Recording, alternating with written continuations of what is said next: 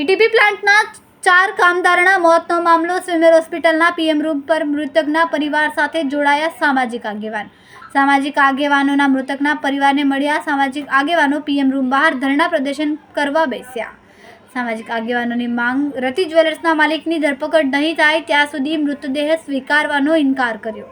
PM room પાસે મૃતકના પરિવાર તેમજ સામાજિક આગેવાન ધરણા પર બેઠા।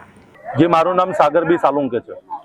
સાગરભાઈ ઘટના બની છે, પીએમ રૂમ પર આવ્યા તો ધરણા પ્રદર્શન કરવું પડ્યું, શું કામ ધરણા પ્રદર્શન કરવું, શું કહેતા? જે રતિ જ્વેલર્સ દ્વારા જે લાપરવાહી કરવામાં આવી છે, જે 4 યુવકોની જે નિર્મમ મૃત્યુ થઈ છે, જે આજે અમે પ્રશાસન પર એવી માંગ કરીએ છીએ, જે રતિ જ્વેલર્સના જે માલિક છે, જે આના મેનેજમેન્ટ છે, જે પણ કોઈ મેનેજર હોય આના ઉપર કડકમાં કડક કાર્યવાહી કરવામાં આવે, તત્કાલ આના ઉપર એફઆઈઆર પાડવામાં આવે, જેથી આ લોકો બસ પૈસા બનાવવાના હેતુથી જ ગરીબ શ્રમિક મજદૂરોથી કામ કરાવીએ છે, પણ આ લોકોની સેફટીની કઈ ભાન ના હોય।